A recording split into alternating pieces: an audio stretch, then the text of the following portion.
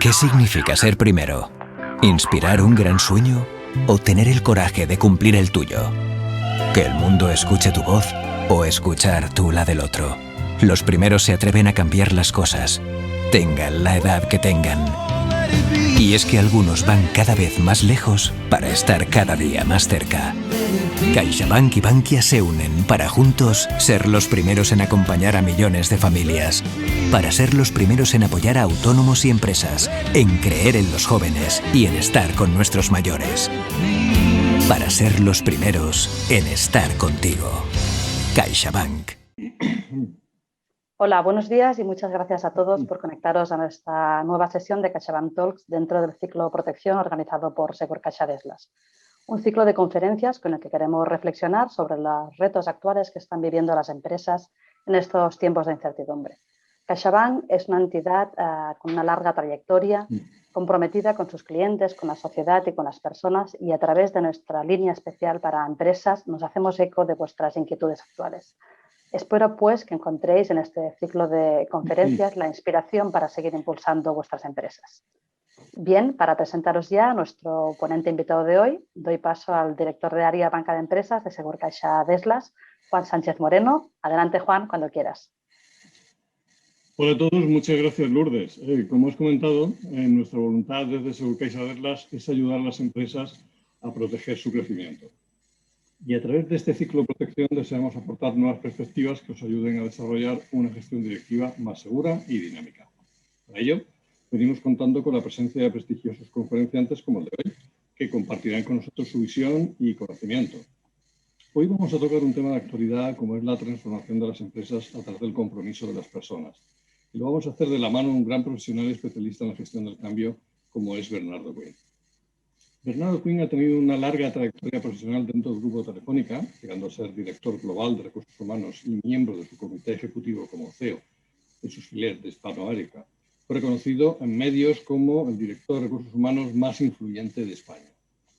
Anteriormente, Bernardo fue consultor de Andersen Consulting y en la actualidad es socio estratégico de la consultora Walk Leadership. Ingeniero industrial por el Instituto Tecnológico de Buenos Aires, cuenta con un MBA de Harvard Business School en Boston, Estados Unidos. Es también profesor de gestión del cambio en el Executive MBA de la UNIR. También es autor del libro Salvados in Extremis, cómo dar la vuelta a negocios en apuro. Os animo a plantear vuestras preguntas a Bernardo en todo momento a través del link que veréis en vuestra pantalla e intentaremos dar respuesta al máximo de ellas al final de su ponencia. Sin más, y con ganas de conocer con más detalle cómo acelerar el cambio en las organizaciones, os dejo con Bernardo Quinn. Muchas gracias.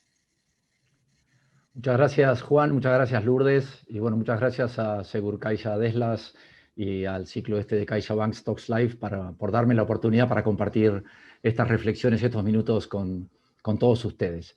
Sí, hoy hablaremos efectivamente del cambio. Creo que es bastante claro y todos reconoceremos que estamos viviendo momentos en los cuales el cambio ocurre todos los días. Me resultaría muy difícil pensar o imaginarme un sector, una industria, una empresa que no esté pasando por un momento de cambio.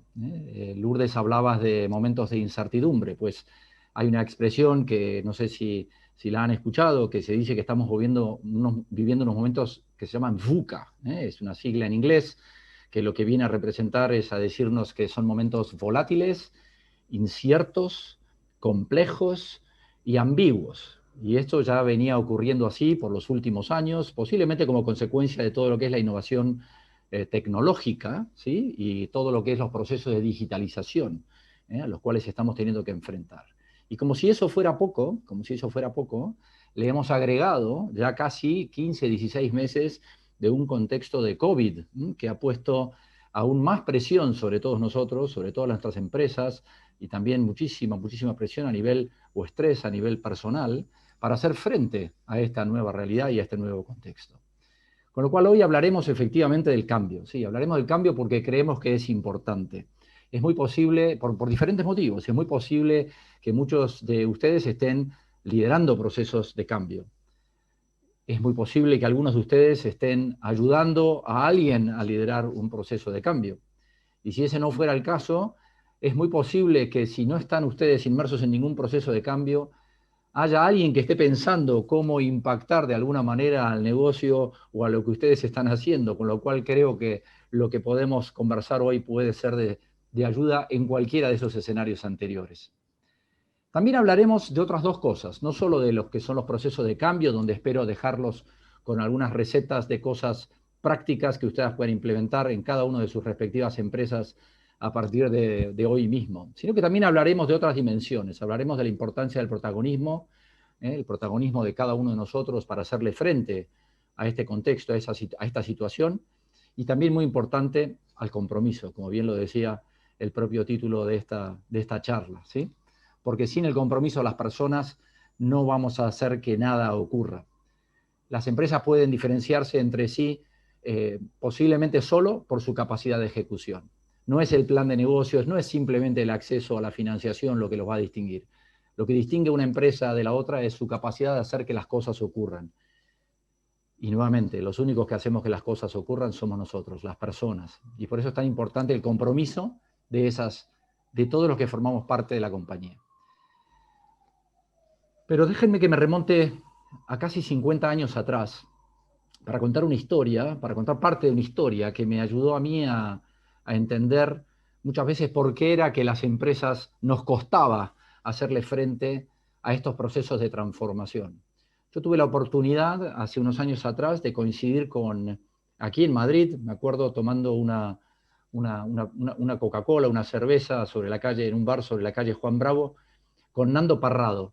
Nando Parrado, no sé si ustedes lo recuerdan, pero fue el protagonista de la película Viven, esa película, esa historia que nos recordaba lo que le había ocurrido a estos chicos uruguayos de edad promedio de 19 años que iban a jugar un partido de rugby a Chile y nunca llegaron. Conocemos la historia, se han escrito un montón de libros, se han hecho películas alrededor de ellos. Y yo coincidí con Nando y me acuerdo que en aquel momento le preguntaba en Madrid, le digo, Nando, ¿cómo es posible que muchas veces las personas que formamos parte de las empresas frente a un determinado contexto que estamos viendo delante nuestro no reaccionamos lo suficientemente rápido? Y en aquel momento solo comentarles que lo que yo estaba viviendo desde dentro de Telefónica era un momento difícil, un momento en el cual estábamos hablando ahí sobre el año 2012, ya ha pasado bastante tiempo de aquel momento, pero yo recuerdo que en aquel momento Telefónica tenía un nivel de deuda muy alto, los ingresos estaban cayendo del orden del 2%, el EBITDA de la compañía también estaba cayendo del orden de un 6-7% interanual, y el flujo de caja operativo también estaba cayendo, pero por encima del 10%. Y en ese contexto yo le preguntaba, yo veía que no estábamos reaccionando con la suficiente velocidad. Y le preguntaba a Nando, ¿por qué? ¿Por qué pasaba esto? ¿Cuál había sido la experiencia de ellos? Y él se remontó a 1972, cuando ocurrió esta historia trágica. Y me contó un poquito de lo que había pasado, ¿no? Ellos tienen este accidente allí por el mes de octubre.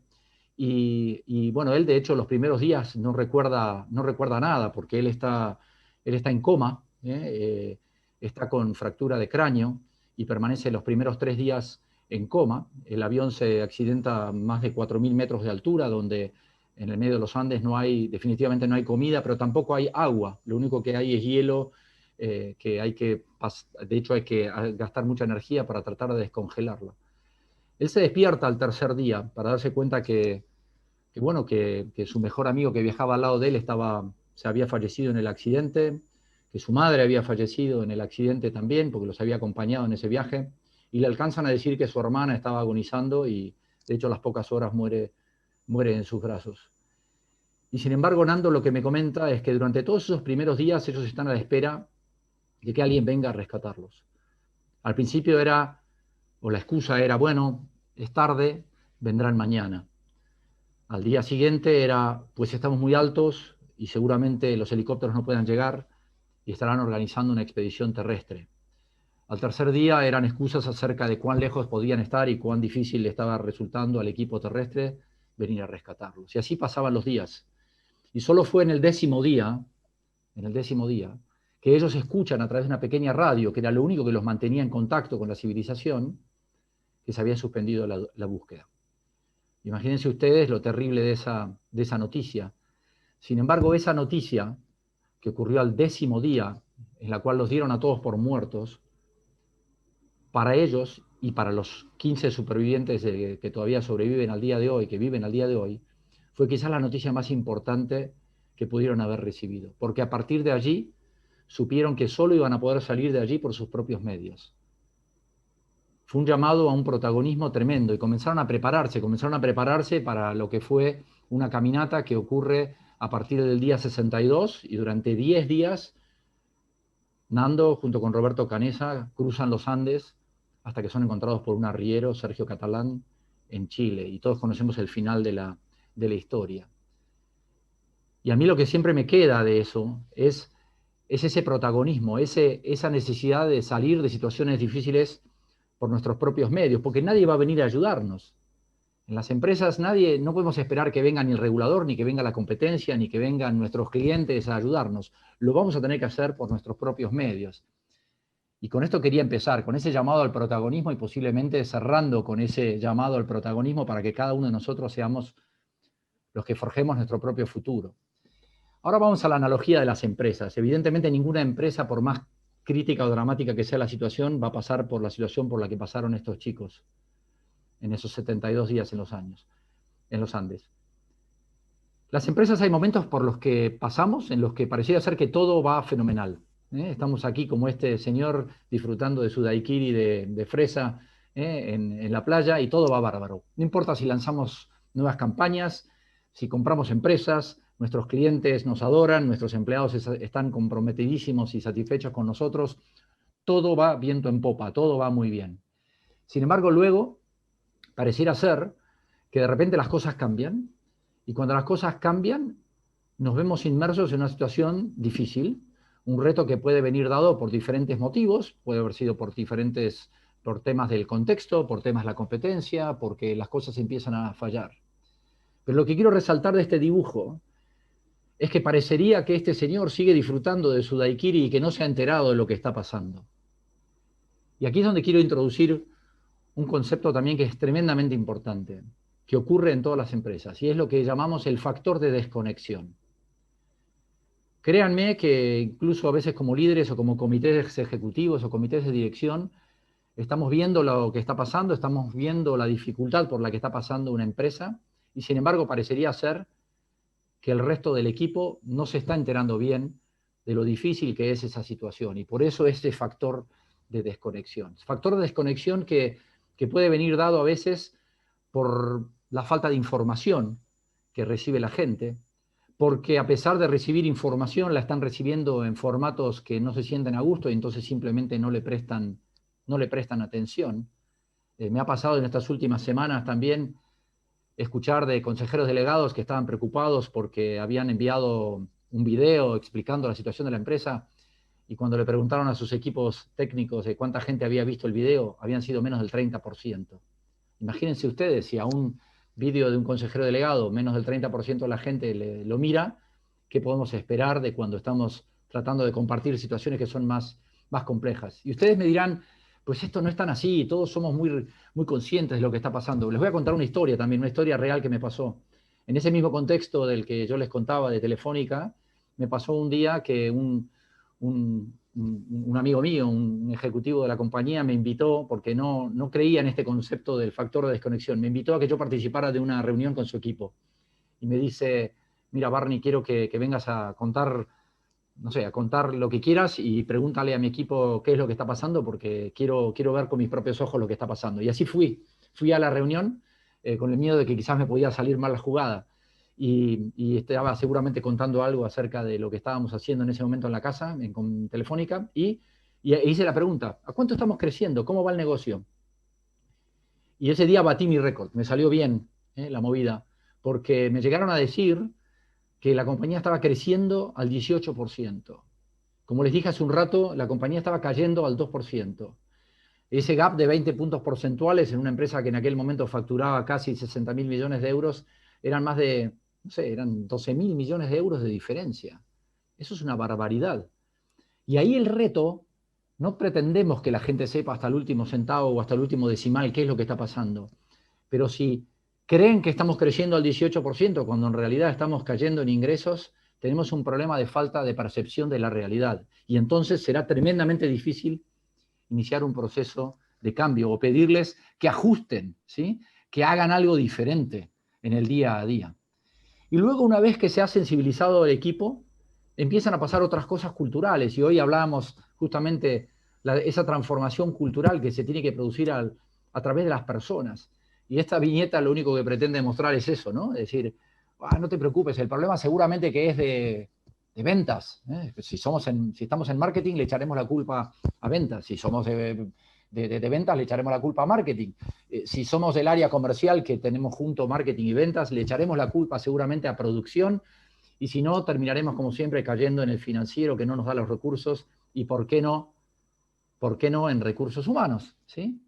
Y estas tensiones culturales existen y ocurren en todas las empresas independientemente del tamaño de la compañía. Empezamos a poner el problema en boca de otro, en la puerta del otro. Y lo que venimos a representar es que con este gráfico es que las empresas al final pasamos por ciclos. Pasamos por esos ciclos de crecimiento donde todo va bien. Estábamos ahí en la playa disfrutando nuestro daiquiri. Pero luego entraremos indefectiblemente en momentos en los que se producen cambios, que se producen caos, que se producen crisis. Posiblemente hoy, en términos generales, estemos pasando por esos momentos, ¿sí? Donde hay mucha incertidumbre, donde las cosas están cambiando. Entonces, lo primero es reconocer que estamos pasando por un momento difícil, por un momento de cambio. Pero más importante es asegurarnos que podamos tomar las decisiones correctas para volver a salir en esa dirección de la curva B que figura allí, del renacimiento, y evitar lo que es el ciclo de lo que podría ser el declive, la muerte, el apocalipsis de una empresa. Lo que le pasó a Kodak, y todos conocemos lo que le pasó a Kodak.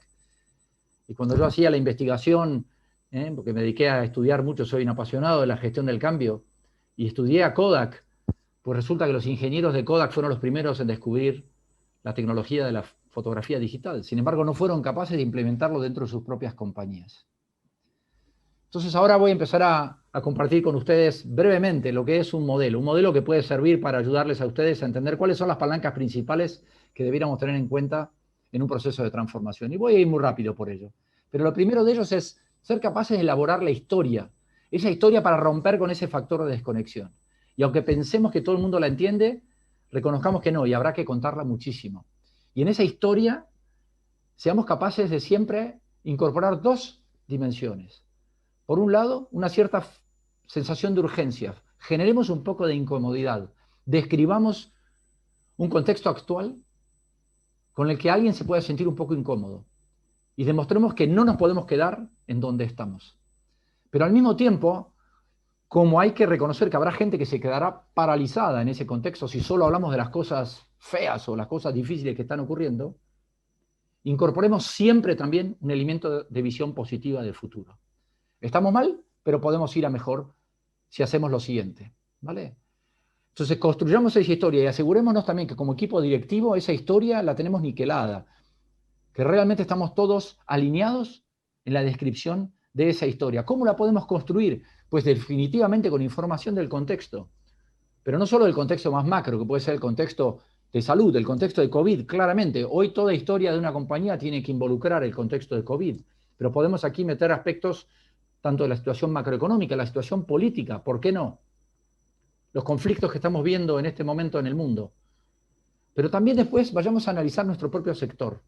Veamos qué cosas son específicas a nuestro sector, que quizás están para quedarse, una vez que los aspectos del contexto se puedan haber mejorado o puedan haber cambiado. Pero tercero y quizás más importante, tratemos de aislar los aspectos del contexto y los aspectos del sector. Y mirémonos internamente, veamos qué es lo que está pasando. ¿Estamos funcionando realmente como un relojito suizo o tenemos aspectos de mejora internos? Y es muy importante entender estas tres dimensiones, porque si no lo hacemos, es muy posible que solo tomemos decisiones para una de estas tres dimensiones y nos quedemos cortos a la hora de abordar las cosas que tengamos que hacer. Esto es una historia un cuento, se dice que en 1969 un profesor Johnson hizo este experimento con 5 monos en una habitación, una escalera y unas bananas. Entonces colocó a los 5 monos allí dentro y obviamente la primera reacción de los monos era subir la escalera para ir a atrapar esas bananas. Sin embargo, como parte del experimento, en ese momento se encendía una manguera que lanzaba chorros de agua muy fría y con mucha fuerza, empapando a los monos. Obviamente, al muy poco tiempo, cada vez que un mono intentaba subir, los otros monos le tiraban hacia abajo porque impedían que subieran, porque sabían que venía una situación, dada por el contexto, ¿sí?, de castigo. Pero el experimento recién empezaba aquí, porque lo que hizo este profesor Johnson es quitó a un mono y lo reemplazó por otro. Y ese mono seco, que nunca había visto el agua en las situaciones anteriores, evidentemente fue a subir a buscar las bananas. Pero el experimento aquí cambió radicalmente de la siguiente manera. No se utilizó más el agua de la manguera. Es decir, ya no había más agua, el contexto había cambiado radicalmente. Sin embargo, cada vez que este mono seco intentaba subir, los otros 4 monos mojados le tiraban para abajo, lo machacaban. Y así el experimento continuó y cambiaron al segundo mono y pasó lo mismo. Y al tercero y al cuarto, y lo hago corto, hasta el quinto mono. El comportamiento siempre fue el mismo. Llegó un momento que ninguno de los monos había visto el agua, sin embargo, cada vez que uno intentaba subir a buscar las bananas, los otros impedían que así lo hiciera. Y me encanta este ejemplo para demostrar a veces las barreras culturales que tenemos dentro de la propia compañía. Me imagino que alguna vez les habrá pasado que alguien viene a proponer algo que es obvio porque el contexto ha cambiado. Por ejemplo, vamos a centrarnos de vuelta y escuchar la voz del cliente, o vamos a hacer tal y tal cual cosa, y que alguien les diga, no, eso ya lo hemos probado en el pasado, y eso no ha funcionado. Con lo cual sirve este ejemplo de los monos simplemente para resaltar las dificultades de los retos culturales.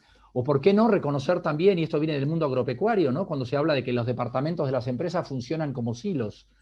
Y cada vez que queremos pasar grano de un silo al otro, todo tiene que pasar por esa noria, esa herramienta que está arriba de todo, y por donde primero tenemos que llevar el grano y luego que caiga en el otro silo. Y la analogía con esto pasa por cómo funcionamos nosotros como equipos. Pero no solo miremos hacia nuestros jefes, hacia nuestros líderes, mirémonos a nosotros mismos. ¿Estamos nosotros garantizando y facilitando que los equipos se abren entre sí para resolver los problemas operativos? ¿O estamos siendo el cuello de botella y todo el mundo viene a recurrir a nosotros mismos para poder resolver los temas que tiene con otros departamentos? Otro aspecto cultural brutal. Otro ejemplo cultural que me encanta contar, soy argentino por si no se dieron cuenta por mi acento, pero esta historia, que todos los argentinos la conocemos mucho, se data de 1930, donde el presidente Hipólito Yrigoyen fue presidente en su segundo mandato y cayó enfermo. Y cuando él quería estar informado de lo que estaba pasando en ese momento, ya por aquellos años Argentina estaba pasando por alguna crisis, él le pedía sus referencias, por supuesto, a sus colaboradores directos, pero llegó un momento en el cual tampoco se fiaba de sus colaboradores directos, entonces pedía que le trajeran un periódico, el diario, como le decimos en Argentina. Y sus colaboradores, que no querían dar malas noticias para que no reaccionara mal, le comenzaron a fabricar un periódico, le fabricaron un diario a su medida, donde solo las noticias eran positivas. Por eso los argentinos, cada vez que tememos a que nos estén contando algún cuento, le decimos, no me cuentes el diario de Yrigoyen. Pero aquí la reflexión más importante tiene que ver con cómo nosotros como líderes reaccionamos cuando vienen a contarnos lo que está pasando dentro de la compañía. ¿Escuchamos a nuestros equipos de verdad? ¿O reaccionamos mal? Porque si reaccionamos mal, corremos el riesgo que nos vengan a contar el diario de Yrigoyen o que nunca más nos enteremos de lo que realmente está pasando. Y aquí la importancia de crear ese contexto de seguridad psicológica que tanto escuchamos últimamente para garantizar que realmente nos vengan a contar las cosas que están pasando. Resumo este primer paso, en donde lo que tenemos que describir es esa historia de lo que está pasando, y esa historia tiene que contar un presente incómodo y un futuro esperanzador. Y con eso vamos a empezar a movilizar a la organización. El segundo gran bloque es lograr el alineamiento. Independientemente del tamaño de las empresas, ¿cómo hacemos para lograr que la gente se apunte a ese proceso de transformación? Y aquí hay 3 dimensiones: la importancia del líder, el equipo directo que lo rodea, y luego cómo llegar al 100% de la organización. De liderazgo podríamos hablar 6 meses, pero solo quiero dejarlos con una reflexión, y es la importancia de adaptar el estilo de liderazgo de acuerdo a ese contexto de urgencia que se está viviendo. Si el contexto de urgencia es alto, olvidémonos de tener un estilo de liderazgo por consenso. Imagínense ustedes la sala de emergencias de un hospital. Alguien tiene que tomar las decisiones urgentes. Sin embargo, si la sensación de urgencia o el contexto no está reflejando una sensación de urgencia muy extrema. Ojo con esos estilos tremendamente jerárquicos, que tratan de imponer todas las ideas, porque vamos a quemar a la organización. Así que adaptemos el estilo de liderazgo a esos contextos en los que estamos viviendo. Segundo, la importancia de ese equipo que rodea al líder. Qué frustrante que es cuando uno está poniendo toda la energía para tratar de llevar ese barco a la costa, a buen puerto, y pareciera ser que alguien está perforando el fondo del barco y tirando en dirección contraria. Pues aquí decirles también que a veces toca y tocará tomar decisiones difíciles y hacer que aquellos que realmente no se están acomodando a lo que toca hacer, pues prescindir de ellos. Y quienes han pasado por procesos de transformación reconocen que cuanto antes se toman ese tipo de decisiones difíciles, a veces mejor. Y luego tocará comunicarlo y aprovechar cada oportunidad que tenemos para contar esa historia de cómo vamos a ir de A a B. Pero fíjense que aquí quien estaba contando el cuento está callado y está simplemente escuchando también, porque hay que garantizar que cada vez más estos procesos sean diálogos interactivos. ¿Y por qué no utilizar también las redes sociales? Ya no existe más la diferenciación entre la comunicación interna y la comunicación externa. Y hoy un montón de las cosas, esta propia conferencia, le hemos dado difusión a través de las redes sociales. Y generemos también que la gente hable de esto en la máquina de café. Lo único que tenemos que garantizar es que en esa máquina de café la conversación sea relevante y que la gente tenga realmente la información real de lo que está pasando. Queremos que la gente esté realmente hablando de que quizás las ventas están cayendo o que el EBITDA está cayendo y no que los ingresos están creciendo al 18%. Lo peor que nos puede pasar es una conversación en la máquina de café que no esté reflejando realmente el contexto de lo que está pasando. Tercera y última fase de este modelo de gestión del cambio, que espero que les sirva, y es pasar a la ejecución. Thomas Edison decía que una visión sin ejecución es una alucinación. Me encanta esa frase. Hay que arremangarse y hacer al final que las cosas ocurran. Y para ello algunas recetas. La primera, ser capaces de elaborar 2 listas. La primera de ellas, como se ve aquí a la izquierda, es la lista de aquellas cosas en las cuales vamos a poner el foco. Que sean pocas. Tienen que ser aquellos proyectos prioritarios. En un contexto de transformación, de darle la vuelta a la compañía, no podemos seguir haciendo todo.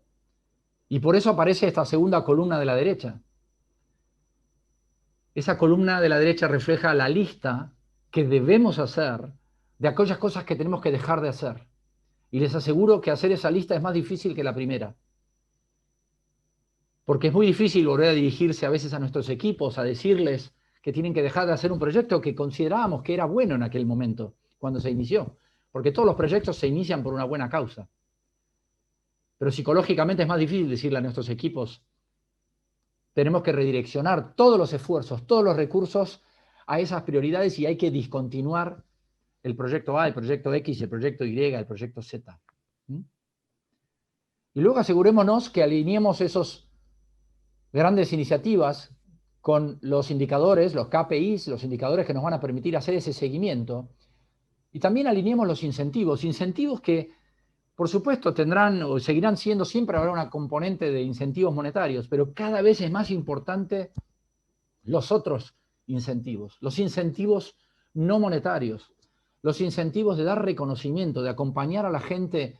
Por ejemplo, en estos últimos meses he escuchado muchísimo de los equipos trabajando con diferentes clientes que lo que están buscando muchas veces es una palmada en la espalda, y eso hace a la cultura de la empresa.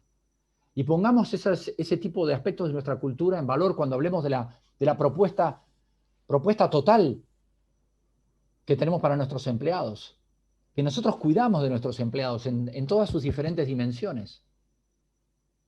No solo el económico, sino todo lo demás que lo rodea. Si los cuidamos en las dimensiones de salud, los cuidamos en dimensiones de las oportunidades de aprendizaje, simplemente les damos ese reconocimiento. Les damos las gracias. También seamos conscientes de cómo gestionamos nuestro tiempo. ¿Cuántas inconsistencias tenemos aquí? Decimos que el proyecto X, Y y Z son los más importantes, pero le dedicamos media hora cada 15 días en un comité y tratamos de que vaya rapidito porque tenemos otras cosas que nos están agobiando. Seamos consistentes. Y seamos también consistentes entre lo que decimos y lo que hacemos. Si decimos que no se pueden usar gorros de un color violeta, y me lo estoy inventando, es el ejemplo más sencillo que se me ha ocurrido, pues asegurémonos de no estar llevándolo a nosotros. Cada uno de ustedes pensará en muchos ejemplos en los que a veces se producen esas inconsistencias. Y esas inconsistencias, los que somos padres, sabemos también que no importa lo que le digamos a nuestros hijos, lo que nuestros hijos terminarán haciendo, replicando, es lo que nosotros hacemos. Y el último ejemplo que quiero dar de cosas que pueden ayudar para ejecutar esa estrategia es asegurarnos de estar trabajando tanto en los procesos estructurales, que son estos que están en morado, que quizás van a llevar mucho tiempo y que hay que abordar. Hay que quizás hacer cambios en los procesos, hay que quizás revisitar y hacer cambios en nuestros sistemas, pero esos son procesos que van a llevar mucho tiempo. Y como van a llevar mucho tiempo, es tan importante, o quizás más importante, identificar algunos aspectos icónicos, que son esos triángulos que están allí en rojo, en los cuales podamos dar señales a la organización que esto va en serio y que las cosas están cambiando. Yo recuerdo aquel momento en Telefónica donde tomamos muchas decisiones icónicas. Algunos ejemplos. Decidimos vender la empresa de Atento. Era una empresa con 150.000 empleados. Fue súper icónico. Imagínense ustedes comunicar a la compañía que estábamos vendiendo una unidad de negocios que tenía 150.000 empleados. Cortamos el dividendo. Vendimos las operaciones en la República Checa y en Eslovaquia, en Irlanda también. Minimizamos nuestra presencia en la operación en China. Hubo un cambio del consejero delegado, hubo un cambio de organización. Esos son los temas icónicos. Por supuesto que en paralelo se siguió invirtiendo un montón en hacer los cambios estructurales, cambios en sistemas y cambios en procesos. Resumo, y ya pasaremos a las preguntas. Pero este es un modelo que yo creo que puede servir para tener en cuenta a la hora de gestionar los procesos de cambio. 3 elementos, 3 pasos. El primero de ellos, elaboremos esa historia donde combinemos urgencia y sensación de visión o de visión de futuro. Segundo, asegurarnos que trabajamos sobre el alineamiento. ¿Quién se apunta? La importancia que arranca desde el propio líder, si está comprometido, del equipo directo que lo rodea a ese líder, y luego a través de todos los medios de comunicación, cómo llegamos a más del 100% de la plantilla, porque en algunos casos tendremos que comunicárselo también a nuestros socios y gente que trabaja con nosotros. Y tercero y último, hacer que las cosas ocurran, pasar a esa fase de ejecución.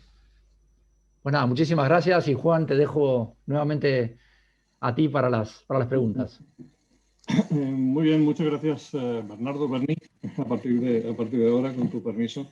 Como sabes, este ciclo pretende poner el acento en la importancia de la protección.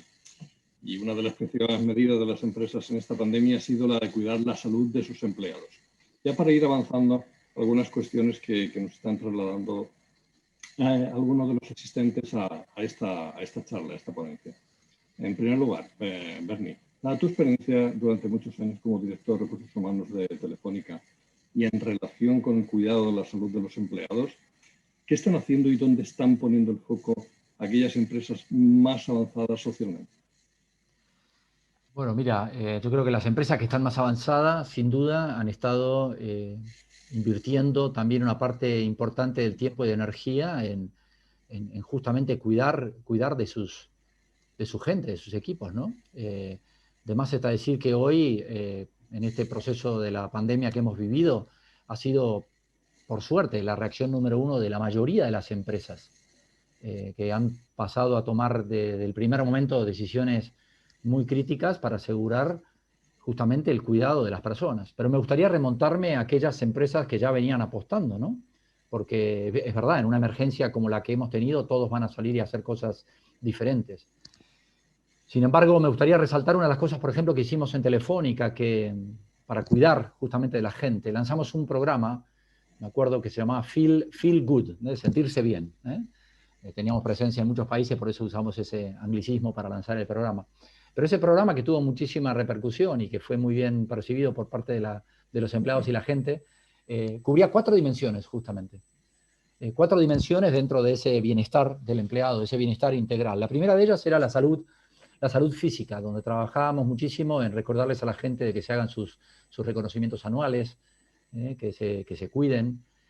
Y para ello teníamos también un embajador, que era el doctor Valentín Fuster, un crack, la verdad, y todos los años venía y nos daba charlas también del cuidado de la salud y qué había que hacer para evitar los infartos, y bueno, la verdad que fueron charlas espectaculares. La segunda dimensión tenía que ver con la actividad física, ¿no? Para ese cuidado físico. Cómo incentivábamos a la gente a que haga actividad. Poníamos carteles, por ejemplo, de no esperes a que haya un incendio para utilizar las escaleras, utiliza las escaleras para subir y bajar. Y allí teníamos a nuestros sponsors, eran Rafa Nadal, que como gran deportista, y también al propio equipo de ciclismo de Movistar. Entonces teníamos esas palancas también con las que jugábamos para incentivar a que la gente se mueva, ¿no? Y que haga actividad física. La tercera dimensión era la de la alimentación, como también a través de la alimentación sana debíamos cuidar de nuestra gente y que era responsabilidad de cada uno. Y allí pues tratábamos de incorporar, no sé, fruta o yogures a veces a los desayunos de trabajo también, como ejemplo. Y teníamos a nuestro embajador, en ese caso era Ferran Adrià, que nos ayudaba con charlas acerca de la buena alimentación. Y la cuarta y última dimensión era la psicológica o la salud mental, donde también acompañábamos mucho a la gente a que esté bien emocionalmente, y que es una dimensión que a veces la descuidamos.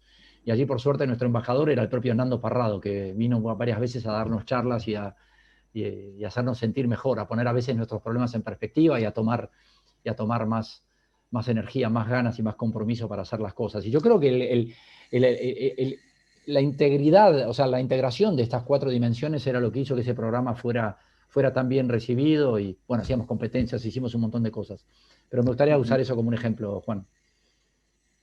Sin lugar a dudas, muy interesante el punto de vista que nos has trasladado, ¿no? De primera mano, sin lugar a dudas, como comentaba, ¿no? En este sentido, ¿crees que la apuesta de las empresas por el cuidado de la salud de sus empleados puede ser una palanca, si no la fundamental, para poder acelerar el compromiso y con ello la transformación que buscan las empresas en este momento? A ver, sin duda sí. Casi que lo empezaría, te respondería por el absurdo, ¿no? ¿Qué pasaría con una empresa que en estos últimos tiempos no hubiera velado por la salud de sus empleados? Yo creo que rápidamente vería un éxodo importante de su equipo, de sus empleados. Pero nuevamente me gustaría tratar de poner más énfasis en aquellas empresas que toman esto como parte de su día a día, ¿no? Que tratan de prever y de prevenir esto, y no solo acordarse de la salud de los empleados en momentos de crisis o situaciones de urgencia, lo cual va a ser natural, hacer cosas que favorezcan a la salud de los empleados, sino tratar de hacerlo de manera más estructurada, más organizada, preventiva, ¿sí? Y allí una de las cosas que también me gustaría resaltar de lo que ha pasado en estos últimos 15 o 16 meses ha sido es compartir con ustedes lo que ha sido la característica más demandada por parte de los empleados, de sus directivos o sus ejecutivos. Y ha sido la empatía. La empatía para ponerse en los zapatos y en el lugar de cada uno de esos empleados que quizás estaba pasando por momentos difíciles. Todos pasamos por momentos de mucho estrés en estos últimos meses. Y lo que caía tremendamente mal era cuando alguien perdía esa paciencia y le exigía al equipo que estuviera conectado 7x24, contestando correos a cualquier hora, reuniones a cualquier hora, sin ser conscientes que quizás esa persona, ese empleado, estaba cuidando de algún ser querido o estaba con una situación difícil en casa, ya sea con sus hijos, con sus padres, con una mascota, con lo que fuere. Pero el haber sido empático, ¿no?, era lo que generó la diferencia en estos últimos meses. Y parte de esa empatía en estos últimos meses ha pasado por la salud de la gente. Ha sido lo más importante. Esta crisis nos ha vuelto a recordar lo importante que era, lo importante que es la salud, que cuando la tenemos y todo funciona bien nos olvidamos de ella. Y por eso es que pongo más énfasis no solo en los que reaccionan rápidamente de manera urgente, que por supuesto hay que hacerlo, sino de los que logran planificar esto y organizarse con tiempo. Muy bien, muchas gracias. Quería también hacerte llegar a otra cuestión, ¿no?, que nos trasladan. Muchos procesos de cambio comienzan con gran entusiasmo y se desinflan al cabo de un tiempo, porque surgen muchas prioridades, ¿no? ¿Cómo se puede hacer para mantener el foco en un proceso que es a menudo largo e incómodo? Sí, bueno, excelente pregunta, ¿no? Primero, para lograr cierta atracción al inicio, les recuerdo lo que decía de esos momentos icónicos o hitos que se puedan demostrar al inicio de estos procesos, que puedan demostrar que la cosa va avanzando. No hay nada más frustrante que un proceso de cambio en el que solo se vayan a ver los resultados al cabo del tercer año. Eso genera rápidamente un apagado, una pérdida de energía durante el proceso. Y el segundo elemento, yo diría, es asegurarnos que esos momentos icónicos también sigan ocurriendo a lo largo del proceso. Y como tercer elemento es comuniquémoslo permanentemente. Es decir, demos señales concretas cada vez que ocurren esos movimientos icónicos, cada vez que se produce un logro, del que fuere, y hagamos referencia a que eso que ha ocurrido forma parte de ese programa de transformación. Yo los ejemplos más exitosos que he visto es cuando a un programa de cambio se le pone cierta identidad, se le pone un nombre, se le pone algún símbolo, un logo, llámenlo lo que sea. ¿Pero por qué? Porque luego es más fácil que si ese programa va a tener, por ejemplo, un alcance de 2 o 3 años, es mucho más fácil que ese programa de comunicación gire alrededor de ese programa emblemático. Y que todas las iniciativas que se vayan haciendo, se vayan acometiendo, se vayan logrando, de alguna manera hagan referencia también a ese programa. Les recuerdo el identificar esos indicadores críticos, entonces denle seguimiento, pongamos a esos indicadores en los informes de revisión mensual o trimestral del negocio y compartámoslos con la organización. O sea, momentos icónicos que se mantengan a lo largo de todo el programa y dándole mucha visibilidad es lo único que va a garantizar que ese programa no se desinfle. Muy bien. Bueno, son muchas preguntas que se han quedado en el tintero, ¿no? Y miraremos de dar respuesta a las más relevantes a través de nuestros perfiles corporativos en LinkedIn, ¿no? Muchas gracias, Bernardo, por esta interesante charla y por darnos las claves y palancas para la motivación y el compromiso de los empleados. Nada, muchísimas gracias a ustedes por la oportunidad nuevamente. Un placer. Muy bien. Gracias de nuevo, Bernie. Quiero recordaros que si os perdisteis las anteriores charlas, os animo a descubrirlas en la web de CaixaBank Talks Live, dentro del apartado Empresas, Ciclo Protección. Encontraréis en ellas grandes reflexiones para ayudaros en vuestro crecimiento profesional y en el de vuestras empresas.